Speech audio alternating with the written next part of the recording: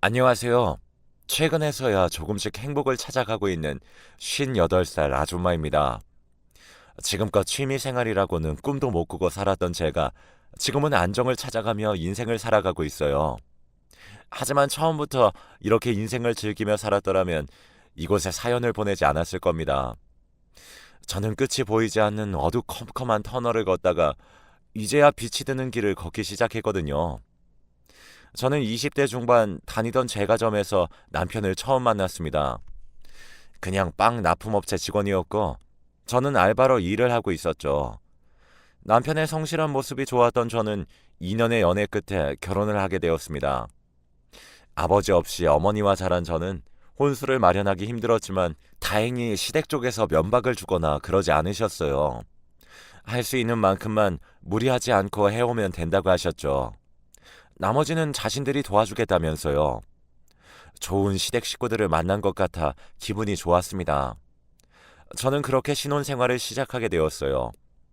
풍족하지도 않고 오히려 조금 부족하게 살아갔지만 그래도 행복하네요. 하지만 행복은 1년도 채 가지 못했어요. 저는 임신 중이었고 회사도 그만둔 상황이었죠. 남편은 납품업체를 여전히 잘 다니고 있었고요. 근데 남편이 어느 날부턴가 집에 잘 들어오지 않는 게 아니겠어요. 퇴근을 할 시간에 들어오지도 않고 연락도 받지도 않아 걱정이 참 많았죠. 하지만 남편이 귀가를 할 때면 향수 냄새와 술 냄새가 진동을 했고 제게 매번 돈을 달라고 화를 내는 걸 보고 남편이 밖에서 뭘 하는지 대충 감을 잡게 되었어요. 2년을 사귀어 왔지만 남편에게서 그런 모습을 볼 수 없었기에 저는 전혀 의심을 하지 않았었는데 결혼하고 제가 임신하고 나서부터 무슨 바람이 든 건지 아니면 원래 그런 사람이었는데 제게 숨긴 건지 아니야, 아닐 거야. 저는 그렇게 스스로를 진정시키며 남편을 믿어보기로 했어요. 회사 동료 중에 향수 뿌리는 사람이 있나 보지.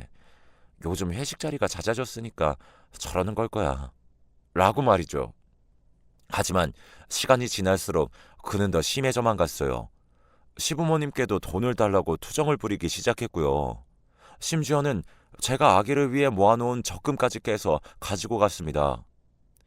제 친정 어머니에게 전화해서 아기용품을 사야 하는데 돈이 부족하다며 그 구실로 돈까지 받아 챙겼고요. 그리고 그 돈을 전부 도박에 탕진했어요. 더 이상 부정할 수 없었습니다. 그는 도박에 술에 여자까지 하는 최악의 남자였어요. 결혼한 지 얼마나 됐다고 만삭의 아내를 버려두고 바깥으로 도는 남편이 원망스러웠어요. 너무나도 미웠습니다. 저는 크게 불러온 배를 쓰다듬으며 매일을 눈물로 보냈어요. 단 하루도 울지 않는 날이 없었죠. 계속 울다 보니 점점 배도 고프지 않게 되더군요. 아니, 먹는 것을 잊어버리는 게 맞았어요. 저는 점점 야위어져 갔습니다. 며칠 후 시부모님이 잘 지내고 있냐고 신혼집으로 오셨어요. 그리고 제 꼴을 보고서는 크게 놀라셨죠. 아니, 아가, 대체 무슨 일이니? 왜 이렇게 말랐어? 아유, 세상에. 밥은 잘 챙겨 먹고 있는 거야? 잠은 잘 자고? 걱정 어린 눈으로 제 상태를 살피는 시부모님의 모습에 눈물이 왈칵 쏟아져 나왔습니다. 저는 차마 남편이 바깥으로 돌아서 힘들다는 말을 못하겠더라고요. 그런 시부모님들 많잖아요. 우리 아들이 잠깐 그럴 수도 있지 하시는 분들요. 제 시부모님이 아무리 좋은 분들이셔도 막상 자신의 아들이 그렇다는 이야기를 들으면 저를 되려 구박할까 겁이 났습니다. 저는 결국 아무 말도 못하고 그저 서럽게 울기만 했어요. 그런 제 모습에 시부모님은 혼자 있는 시간이 길어서 우울해한다고 생각을 하신 듯 자주 찾아오겠다고 하셨고요. 그러던 어느 날 신혼집에서 시부모님이 차려주신 밥과 과일을 먹던 중이었는데 누군가가 문을 세게 두드리는 겁니다. 팡팡팡 쾅쾅. 당장 나와! 잔뜩 화가 난 듯한 여성이었어요. 우리는 깜짝 놀라 문 쪽을 바라보았고 시아버지께서 자신이 나가보겠다고 하셨습니다. 누구세요? 시아버지가 문을 열고 여자에게 묻자 여자는 남편의 이름을 부르며 그놈 어디 갔냐고 묻더군요. 그리고 집안에서 앉아있던 저를 훑어보고는 어이가 없다는 듯 화를 냈죠. 그거 아주 사기꾼이었구나. 당신 남편 바람 피우는 거 알아요? 그 자식이 나한테 결혼하자고 해서 결혼 준비까지 하고 있었는데 길 가다가 그 자식 얼굴이 나온 가족 사진이 있지 뭐예요. 사진관에서 떡하니 찍은 가족 사진 말이에요. 그녀는 저와 남편이 결혼식을 올리고 나서 시부모님과 저와 남편, 친정엄마 이렇게 찍었던 가족 사진이 걸린 걸 본 듯 했습니다. 당신 남편 그거 아주 지독한 자식이야. 나랑 사귈 때 다른 여자랑 바람 피우다 걸린 게 몇 번인 줄 알아요? 내가 그거 다 용서해주고 결혼하겠다고 한 건데 이제 이렇게 임신한 아내가 있었네. 이것은 사기꾼 아니야.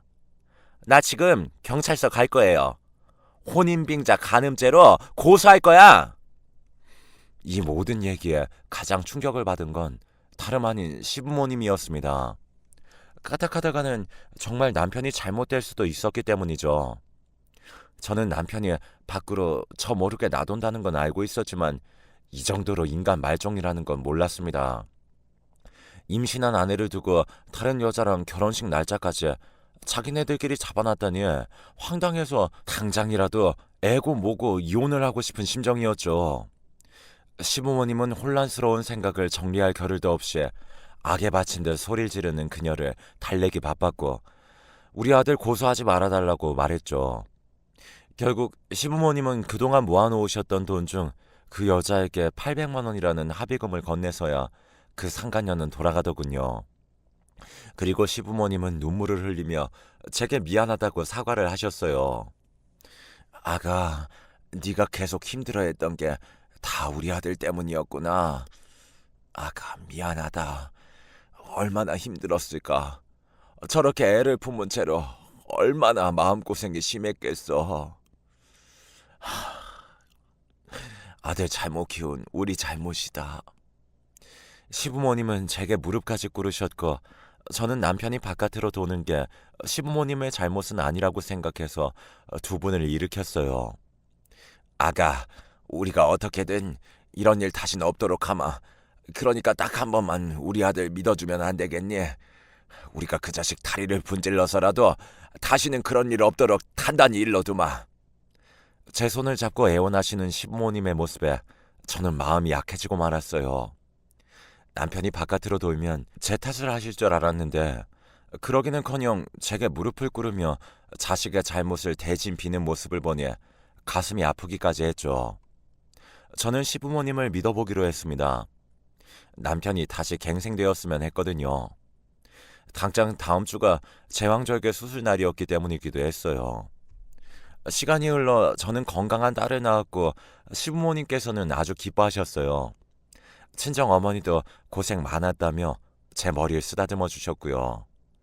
출산 후 저는 시부모님 집에서 산후조리를 하기로 했어요. 식사와 빨래 그리고 아이 돌보는 것까지 시부모님은 지극정성으로 저를 챙기셨어요. 그런 정성 덕에 저는 차차 몸을 회복해가고 있었죠. 그리고 시부모님의 말대로 남편은 조금씩 괜찮아지기 시작했어요. 외박도 줄어들었고 제게 조금씩 다정해지기 시작했거든요. 시부모님이 어떻게 남편을 바꿔놨는지 모르겠지만 저는 마냥 행복했어요.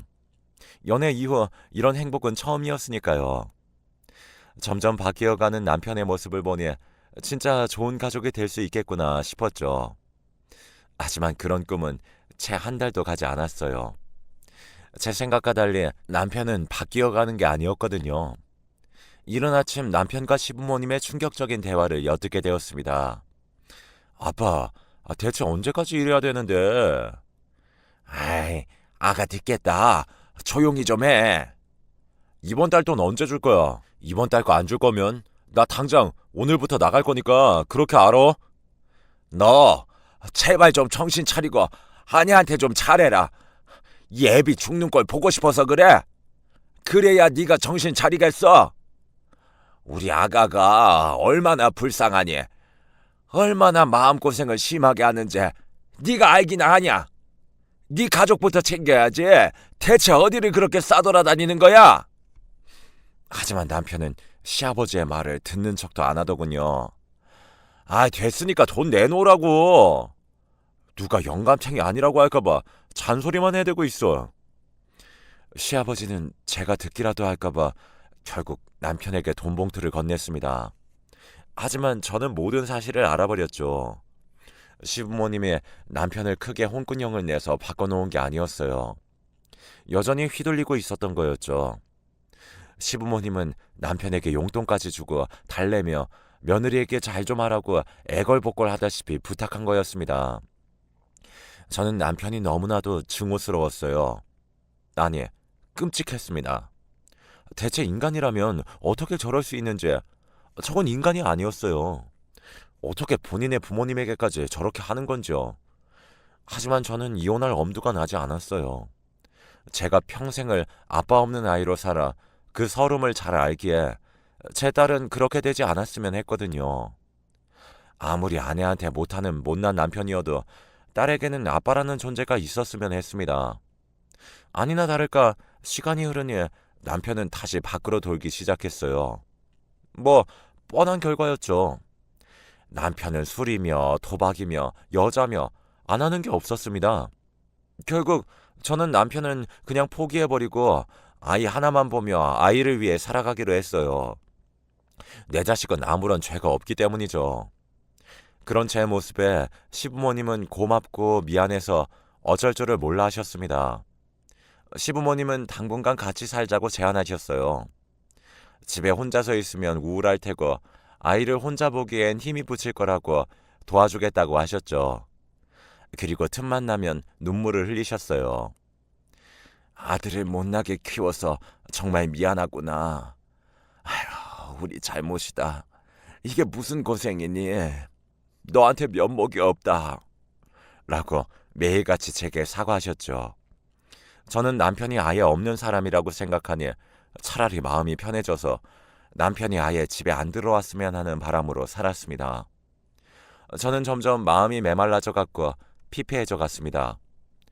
그런 제게 항상 힘을 준 건 시부모님이었어요. 겨울이 되면 직접 든 장갑을 저와 제 딸에게 선물해 주셨고 우리 며느리 좋은 옷 입혀야 한다며 제 손을 이끌고 백화점에도 갔습니다. 백화점에서 옷을 고르고 있으니 다들 시부모와 며느리 관계로 보지 않고 부모님과 딸로 보시더라고요. 어머, 따님 옷 골라주시나 봐요. 어쩜 이렇게 가족이 화목하세요? 그 말에 시부모님은 제가 불편해할까봐 어쩔 줄 몰라 하시다가 제가 배시시 웃으며 네, 맞아요. 엄마 아빠예요. 라고 하니까 두 분 다 눈물바다가 되셨어요. 시간이 흘러 딸이 중학생이 되자 저는 돈을 벌기 위해서 대형마트에서 시시코너 판매원으로 일을 하게 되었어요. 하루 종일 서서 만두를 굽고 자르고 굽고 또 자르고 힘들었지만 저는 제가 일을 할 수 있다는 것만으로도 감사해야 하며 열심히 출근했습니다. 몇 년을 더 일했을까 딸이 어느새 성인이 되었습니다. 딸은 지방 국립대학교에 합격해 자취를 하게 되었죠. 어엿한 어른이 된 딸을 보니 기분이 묘하더군요. 자랑스럽기도 하고 아쉽기도 하고 아이를 둔 부모라면 아마 누구든 공감하실 거예요. 저는 눈물을 닦으며 딸에게 말했죠. 가서 공부 열심히 하고 엄마 걱정하지 말고 밥 잘 챙겨 먹어야 한다. 딸은 제 손을 잡고 말했어요. 엄마, 나 이제 성인이고 내가 알아서 밥벌이 할 수 있어. 그러니까 엄마 이제 이혼하는 거 어때? 저는 딸의 말에 가슴이 쿵하고 내려앉았습니다. 설마 딸이 이런 말을 하리라고는 생각도 못했거든요. 엄마랑 할머니 할아버지가 아무리 숨겨도 아빠가 형편없는 사람이라는 거 나도 잘 알아. 초등학생 때부터 이미 알고 있었어. 나 그런 아빠 없이도 잘 살 수 있어. 그러니까 엄마는 나 때문에 자신을 묶어두지 말고 제발 이제라도 스스로를 위해서 살았으면 좋겠어. 딸은 잘 생각해보라며 엄마는 그런 사람의 곁에 있기에는 너무나도 아까운 사람이라고 했습니다. 그러니 그 사람의 곁을 떠나 자유롭게 살아가라고 했죠. 내 딸이 언제 이렇게 커서 엄마를 걱정해주고 저런 멋진 말을 하게 됐을까 나조차도 엄두를 못 낸 그런 멋진 이야기를 해줄까 싶었습니다. 그리고 저는 딸의 말을 진지하게 생각해 보기로 했어요. 저는 깊이 고민하고 또 고민해 봤습니다. 하지만 고민할 필요도 없었어요. 딸이 커서 성인이 되었으니 저는 더 이상 그 남자의 아내로 있지 않아도 됐죠. 꼴도 보기 싫은 그 개차반에게서 벗어날 수 있었어요. 저는 이혼을 결심했습니다. 20여 년의 결혼 생활을 정리하기로 마음먹었어요. 저는 이 사실을 부모와도 같은 시부모님께 말씀드렸죠. 저 이혼하려고요. 애도 다 컸고 이제 제 인생 살아보려고요. 제 말에 시부모님들은 눈물을 흘리시며 아이고 그래 그래야지. 우리 아가 얼마나 고생이 많았니? 그 못난 아들 때문에 얼마나 힘들었어. 하며 그러라고 너의 인생을 살으라며 응원해 주셨어요. 저는 그렇게 이혼을 준비하게 되었습니다. 하지만 모든 일이 쉽게 풀리지 않듯 꼬이고 꼬인 제 인생도 한 번에 해결될 리가 없었죠. 시어머니께서 어느 날 갑자기 쓰러지신 겁니다. 저와 시아버지는 119를 불렀고 시어머니는 병원으로 실려가셨어요.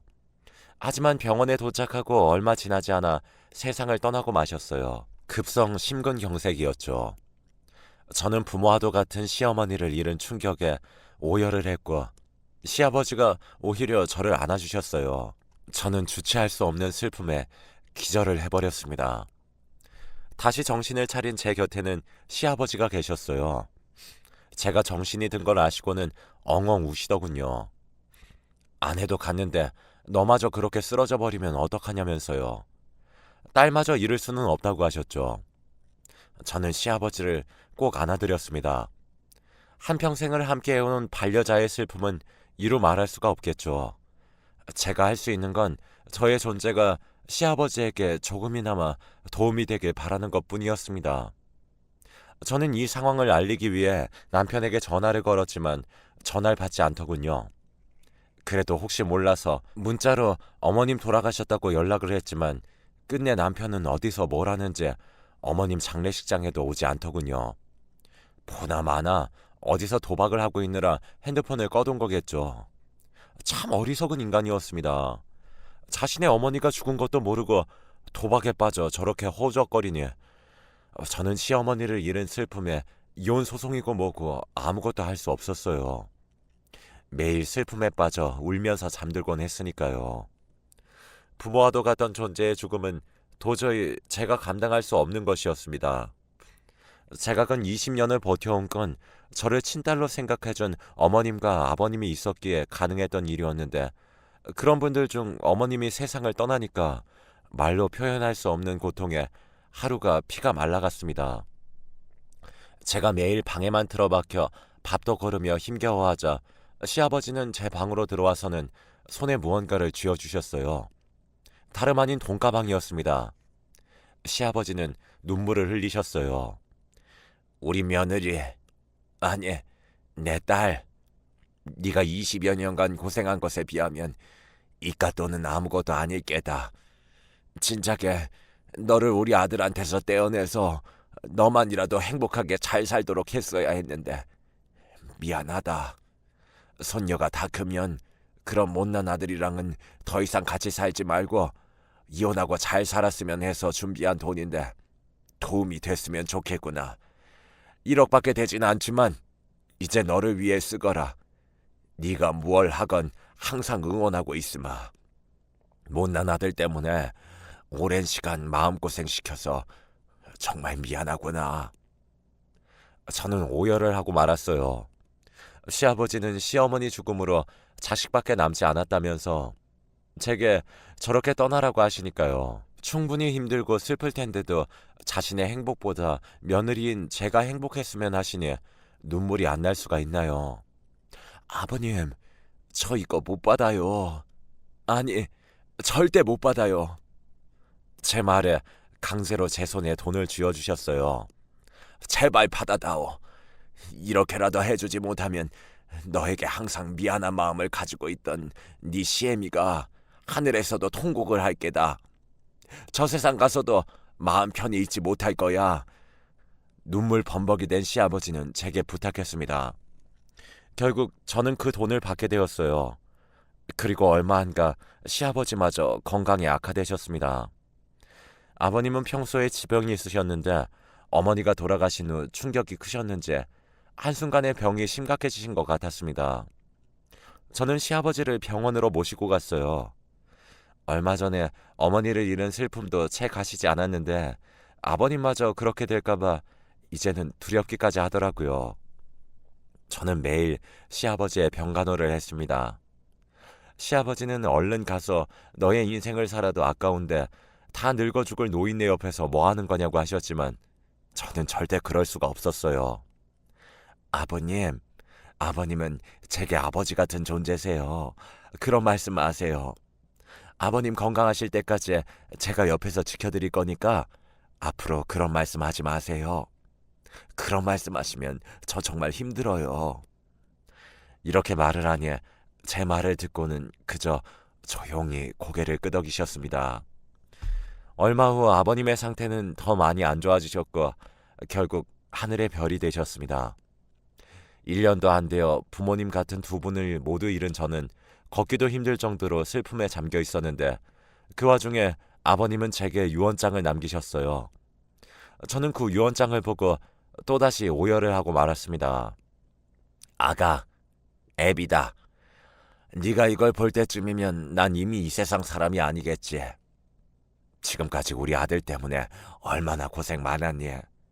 난 솔직히 내 욕심이지만 네가 손주 데리고 우리에게서 떠날까봐 하루라도 마음 편히 살아본 적이 없단다.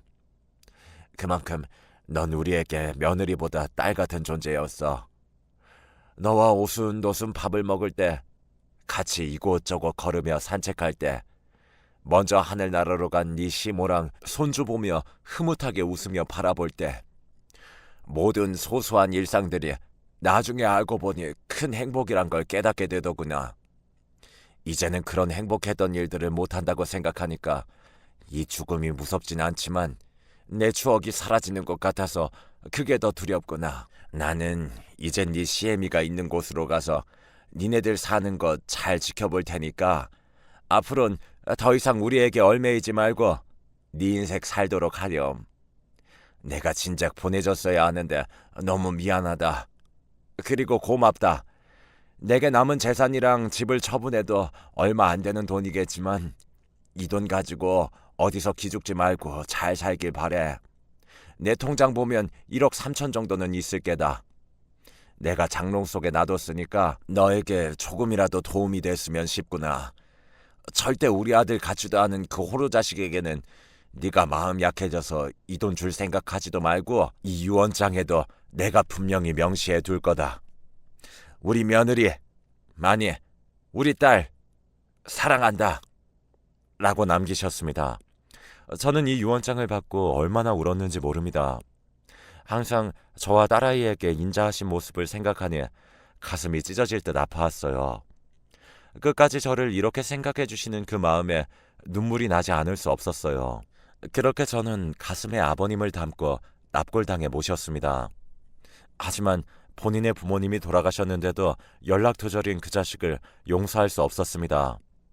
저는 남편에게 이혼 소송을 걸었고 경찰에 불법 도박으로 신고를 해버렸어요. 이혼 소송 중인 남편은 부모님이 뒤늦게 돌아가신 줄 알고는 참회의 눈물을 흘리더군요. 왜 그동안 연락이 안 된 거냐고 물어보니까 남편은 기존에 갖고 있던 핸드폰은 사채업자들의 빚 독촉 때문에 휴대폰을 켜보지도 못하고 도망자 신세로 지내서 몰랐던 거였습니다. 그러다 도저히 버틸 힘이 없게 되자 부모님에게 다시 돈을 부탁하러 왔다가 부모님이 돌아가신 걸 나중에 알게 된 거였고요. 그놈의 도박이 뭐고 여자가 뭔지 자신을 낳아준 부모님이 돌아가시는 것도 모르고 저렇게 망나니처럼 살다가 뒤늦게 후회하는 모습을 보니 참 한심하기 그지없더군요. 남편은 모든 사실을 알고 눈물을 흘리며 땅을 치고 후회를 했고 현재는 그 슬픔에 빠져 알코올 중독자가 되어 피폐한 삶을 살고 있어요.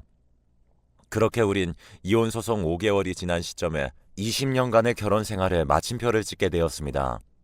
하지만 저는 그런 남편이 여전히 원망스럽고 증오스러웠어요. 저는 염치도 없이 제게 찾아와 싹싹 빌며 제발 부모님을 모신 곳이 어딘지만 알려달라고 간곡히 부탁을 하더군요. 살아계실 때나 잘하지. 그렇게 아들 때문에 가슴 아파하시고 평생을 내게 미안해하셨는데 이 못난 불효자식 같으니라고. 저는 한심한 그 자식에게 썩 꺼지라고 소리쳤습니다. 저는 그 아들 같지도 않은 남편에게 언젠가는 시부모님들이 어디에 계시는지 말은 하겠지만 당분간은 말해주지 않을 겁니다. 그놈은 더 정신을 차려봐야 얼마나 부모님이 고마우신 분들이고 이 세상에 하나뿐인 존재라는 걸 알게 될 테니까요. 저는 지금 그 일이 있고 1년 후에 제과점을 열었어요. 아주 실력 좋은 제빵사도 구했습니다. 저는 제 인생을 20여 년 전 그날부터 다시 새롭게 쓰려고 해요. 처음에는 슬픔으로 아무것도 하기 싫었지만 제 행복을 간절히 빌어주신 시부모님과 제 딸, 그리고 제 자신을 위해서 열심히 살아가려고 합니다. 저는 최근 등산을 다니기 시작했어요. 산 정상에 오르고 싶다던 시아버지의 말씀이 떠올랐기 때문이죠. 저는 시부모님들과 찍었던 사진을 들고 정상에 오릅니다. 보여드리고 싶었거든요. 산 정상에서 얼마나 아름다운 풍경들이 보이는지, 얼마나 가슴이 후련하고 벅차오르는지, 등산을 시작하고 천천히 돌이켜보니 인생도 등산과 닮은 것 같습니다. 올라올 때는 너무나 숨이 차고 힘들고 포기하고 싶어지죠. 하지만 그 끝에는 정상이 아니었습니다. 그 정상에서 내려다본 풍경은 그렇게도 아름답고 눈부십니다. 여러분들께서 살아온 인생이 고달프고 벅차고 때로는 포기하고 싶을지 몰라도 언젠가는 산의 정상 위에 선다면 다를 수 있을 거예요. 지나온 나의 아픔도 슬픔도 다 행복을 위한 거라는 걸 깨닫게 되기도 할 테니까 말이죠. 가슴이 뻥하고 뚫리게 될 날이 올 거라고 믿으셨으면 좋겠습니다. 희망을 잃지 마시라고 말씀드리고 싶네요. 제 긴 이야기 지금까지 들어주셔서 감사합니다.